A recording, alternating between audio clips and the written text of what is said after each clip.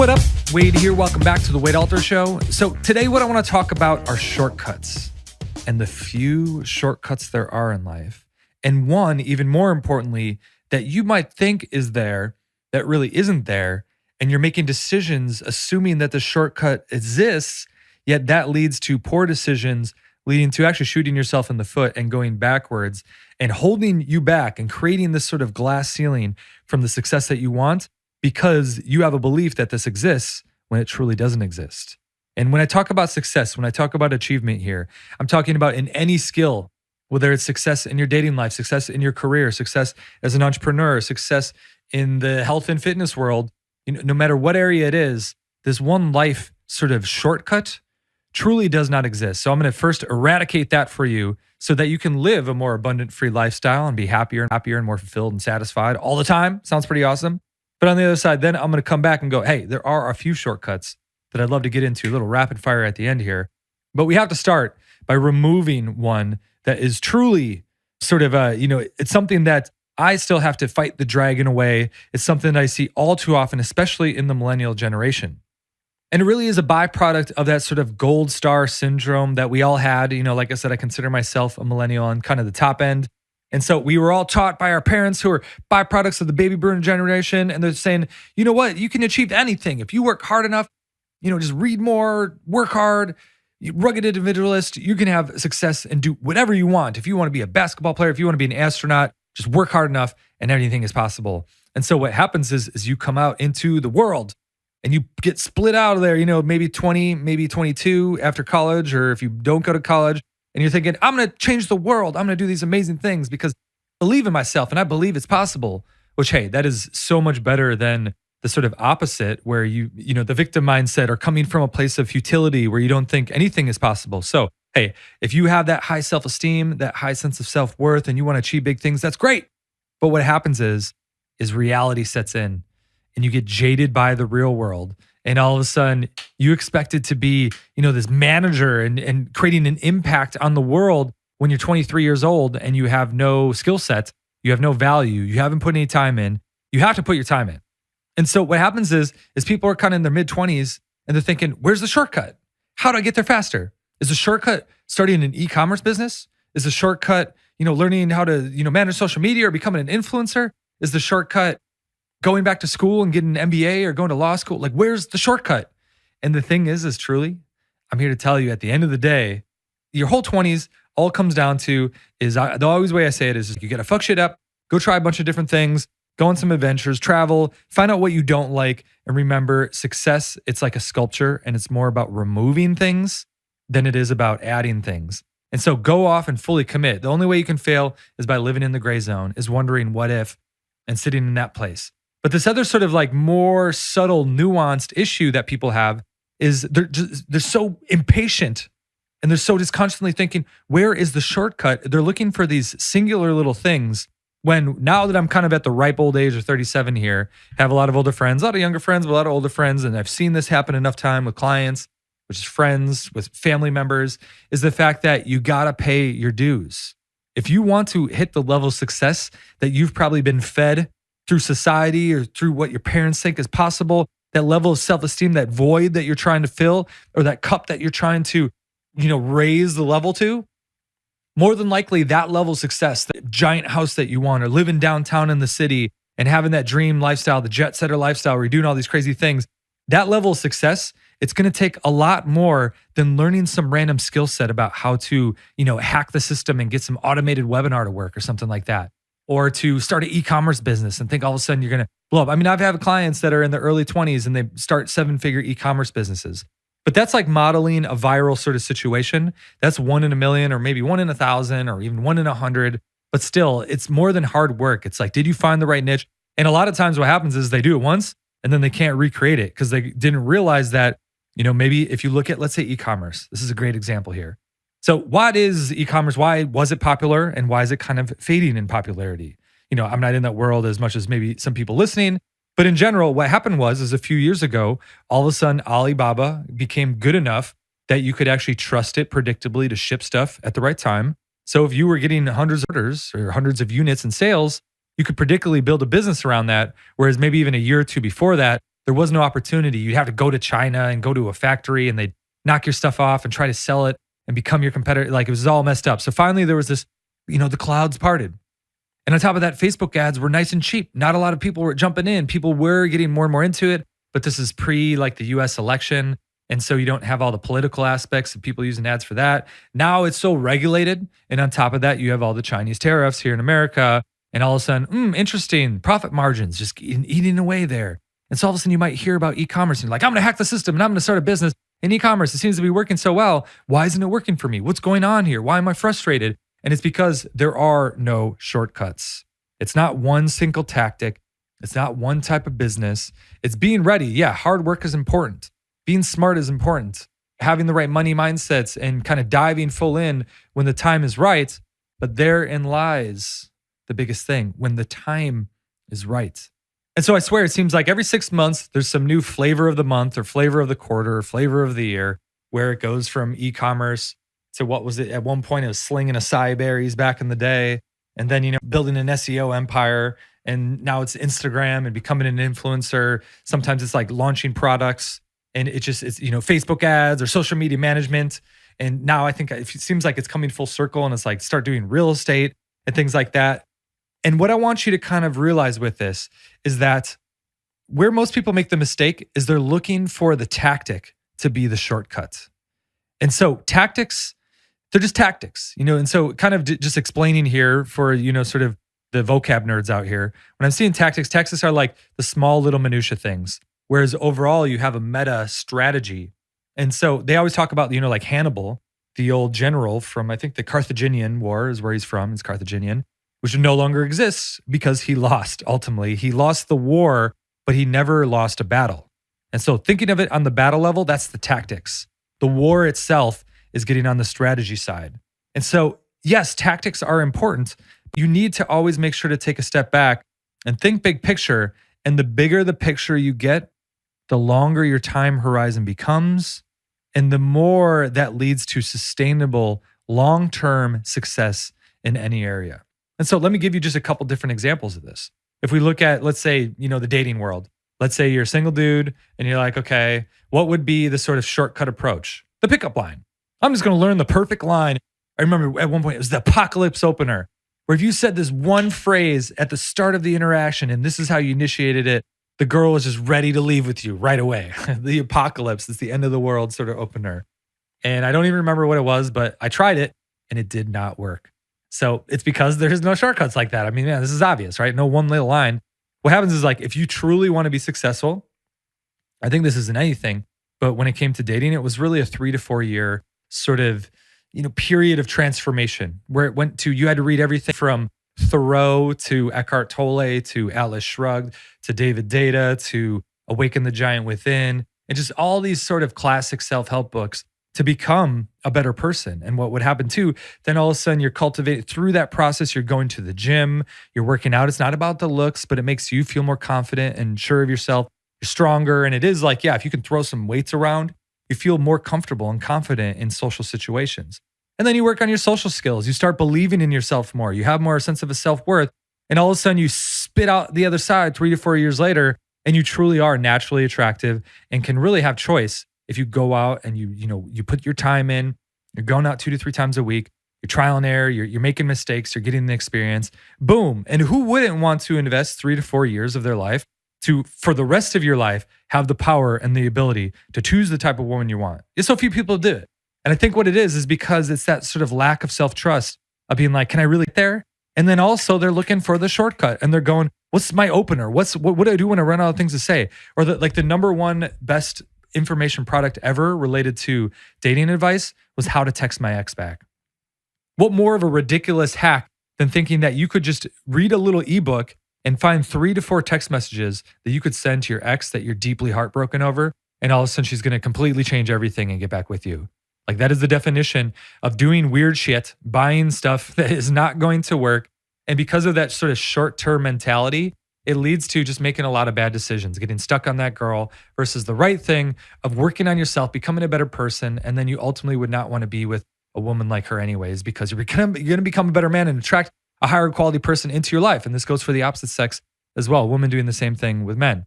And you might listen to this and you might say, okay, that sounds pretty obvious. Yeah, of course, pickup lines don't work. And I will say to you then, and I will challenge you and go, well, why are you doing the same thing in your business? Or why are you doing the same thing in your career? I think a lot of times when it comes to career specifically, you have less control over your destiny. You just kind of work hard. Hopefully you get noticed and stuff like that. And so there I see it's usually a lot of impatience. And you're like, why am I not getting paid more for what I'm worth? Or why am I not getting onto the projects that actually create value? I'm just number crunching or I'm a data analyst here. It's like, yo, you got to work for 5 to 10 years, put your time in so you get that cool shit. Everyone else wants the cool shit too. You got to put your time in so that you have a level of authority and experience. So that's kind of the career side of it. And I think the same thing, multiply that by a factor of 10 when it comes to business. And like I said, I fall prey for this all the time. George Leonard has a book called Mastery. And he says there's 3 different types of learning styles. For me, I'm definitely the hacker. And so I'm looking for the shortcut. And I'm always like, okay, what's the hacker? I think back as a musician, for me, it's like if you learn the blues scale or if you learn the Dorian modal sort of scale, you can literally almost play along to anything. Every sort of Avicii track, every great like hip hop song, it's all in that same thing. So if you learn that and you can do it in every single key, you're good to go. And so you just float on that and like everything sounds cool. And so, yeah, there was also some other scales and things like, I don't know that stuff because I was a hacker.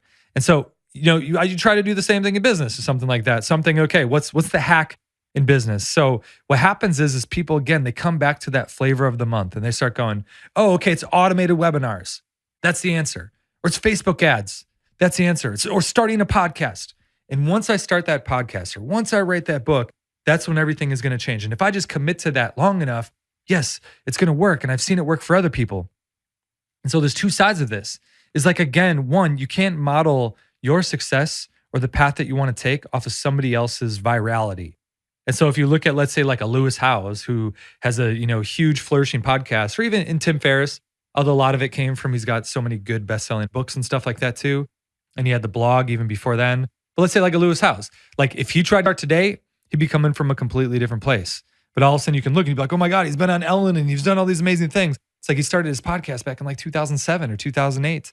And so a lot of the best ones that are around today, or like the biggest podcasts today, they were there when things started. And so I don't want to say again that this is an excuse to go, oh, woe is me, I guess I shouldn't start a podcast. What I'm saying is the podcast is one tactic on the overall war. And so let's not be Hannibal here. How do we win the war? What does it look like to win the war? And you're not going to like to hear this little taste of medicine. At the end of the day, what it comes down to is you got to be great at everything.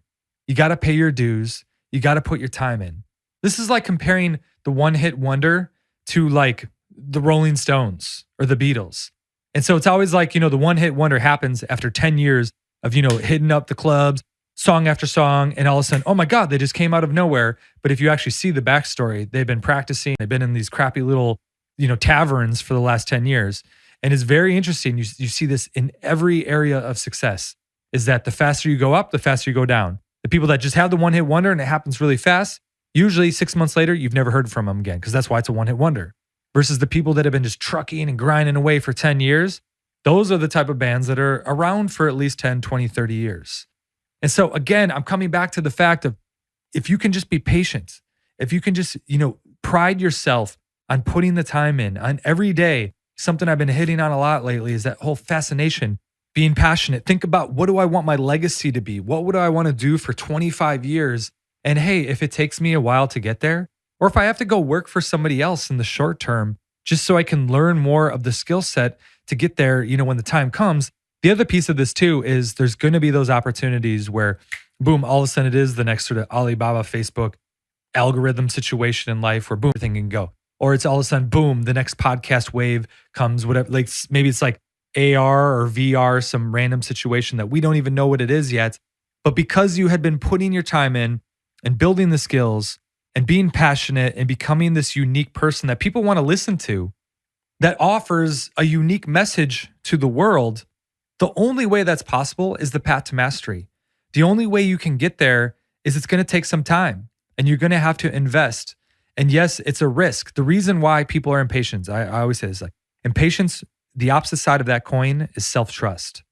And so it's just trusting yourself to go, you know what, if I just commit to anything long enough, people are just intrigued by seeing people that are, it's like when I go and I walk on the 3rd Street Promenade here in Santa Monica, you just see even like just there's like a dude who's doing these weird sort of like he's basically like a human sort of gymnast and he's kind of like upset. He's got Spider-Man outfit on and his head can kind of touch his. I can't even explain it. It's just the weirdest thing. And he's rolling in circles and stuff like a human wheel. Like he's literally like the human wheel. And you're like, that is, really kind of weird, but that's also almost amazing. The fact that he figured this out, his own ability to do this, and knowing that, like, this is probably him committed to getting better and better at this after 10 years. How do you not hit your face when you're the human wheel and stuff like that? And you're just like enamored, it's magnetic. And so it doesn't really matter what it is. I have one client, it's cooking. And so it's like when I see him, all of a sudden he's off literally in, Times Square, like in the Brooklyn Park, picking little berries off the trees to brew his own kombucha and stuff like that. And so it's like that level of commitment to your craft. That's the stuff that makes you immensely valuable. And so a lot of times when you're just getting started on that journey, you're 1 year in or you're 6 months in, and you're thinking, why don't I see the fruits of all this hard work? It's like, yo, do that for, instead of 10 months, do that for 10 years. And usually it's not even 10 years. It's more like 2 or 3. You start seeing some success. And so I know I'm totally immersed in the business side of things. So I'm thinking about the 3-year slog that is pretty much necessary for every entrepreneur. But this is like in the gym, it's the same thing where it takes a little while to figure out the exercises, the routine, habitualizing it so it's consistent, getting your body to go, oh, whoa, this is interesting, and not pushing it too fast so you hurt yourself. Whether it's your social skills, it's emotional intelligence.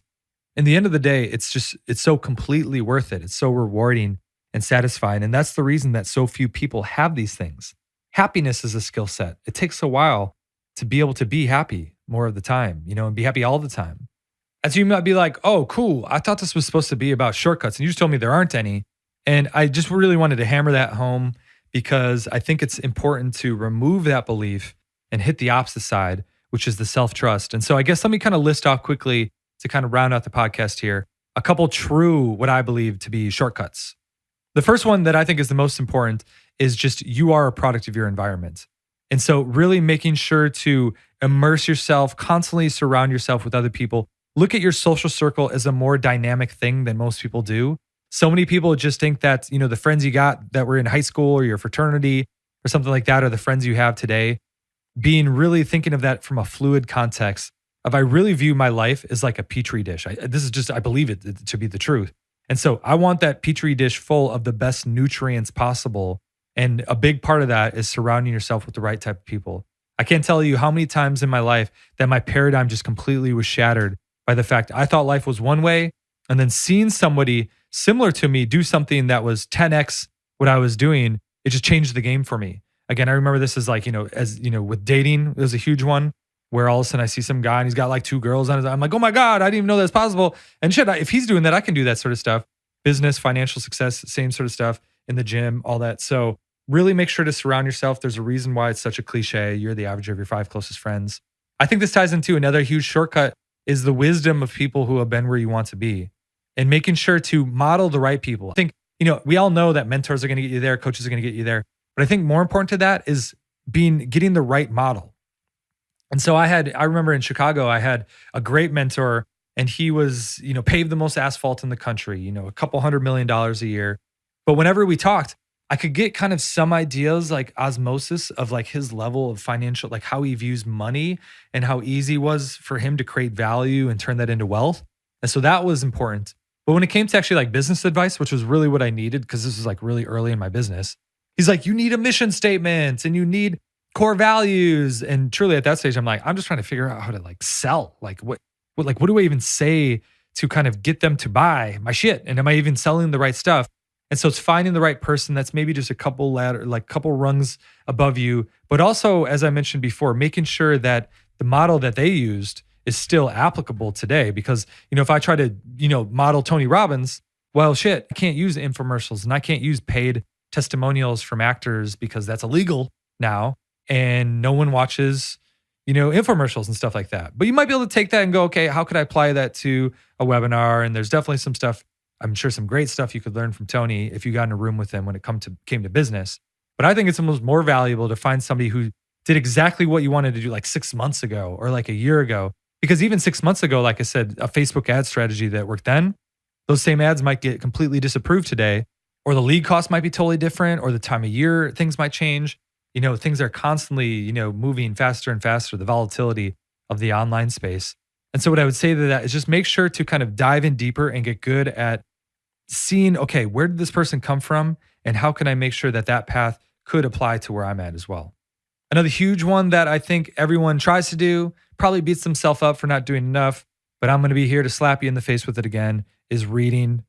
I love the fact that you listen to this podcast, but make sure to listen to some audiobooks, make sure to read some books, things like that, because it just, you have these people. I just read the Conrad Hilton. It's like a 3-hour audiobook, and it's him just distilling his entire life in the success that he created of being this, giant empire of hotels. And he distilled it all down into like a 3-hour little text.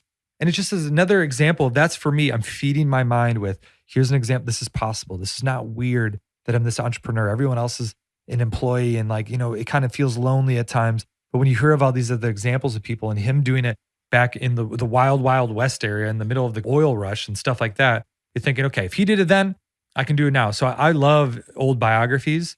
Lately, I've been doing a lot of war novels too, because it's like business is war. And kind of going, okay, how did the Spartans do? And like, okay, the Spartans are training so hard like that. I need to train that hard for the success that I want to achieve. And so again, I'm just trying to feed my brain as much as possible of saying like, this is not abnormal. This is how it should be. How can you push this faster? Looking at pro athletes and that stuff too.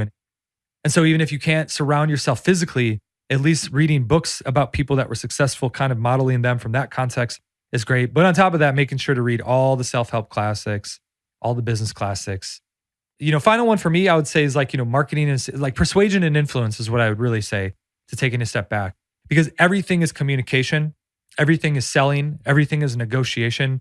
And so the better that you can get at selling yourself, putting yourself out there, understanding what you want, being able to understand human psychology and seeing the other side and seeing what like leads them to be influenced and compels them to do the thing that you want, whether that's fall in love with you, whether that's buy your product, whether that's click that buy button, whether that's, whatever it is, communication is such a huge thing, and everything at the end of the day comes down to sort of a human decision. And so if you can, be more effective in how you make the other person make the decision that leads to the result that you want, I would say, that is almost as much as anything the ultimate shortcut, and why I have personally committed to being my path. If I look at the last 15 years, all it is just how can I persuade, influence, understand human psychology, human behavior even more, and see the results of that in the decisions that people make so that I can use those levers as best as possible to achieve my goals and then help the people that I work achieve their goals. And so cool. I did get you some hacks here. I gave you a couple. Here's some great shortcuts that you can start looking towards and skill sets to develop. So dive into those. And on the other side, again, remember, just enjoy life a little bit more. Be a little bit more present. Have a little bit more gratitude. You don't need that gold star today. You wait 10 years and it's going to be a lot bigger. Don't get stuck focusing on every little battle, every little tactic. At the end of the day, it's going to take a lot more than that to be successful. No product launch formula, no Facebook ad strategy, no content platform is going to be better than the other. No pickup line, no single strength exercise, no diet is going to lead you to have the body that you want. At the end of the day, it's a holistic approach. It's being patient, and it's having truly more than anything, the self-trust to know that no one's cut from a different cloth. You just got to put your time in and grind away, and you just slowly over time reach that path to mastery. And if it's anything like your dating life, your social life, your health, your fitness, your financial future, and doing something that you're passionate about, isn't it worth it? Isn't it worth investing a couple years or a couple decades to get to a higher level than you ever thought possible? As always, enjoy.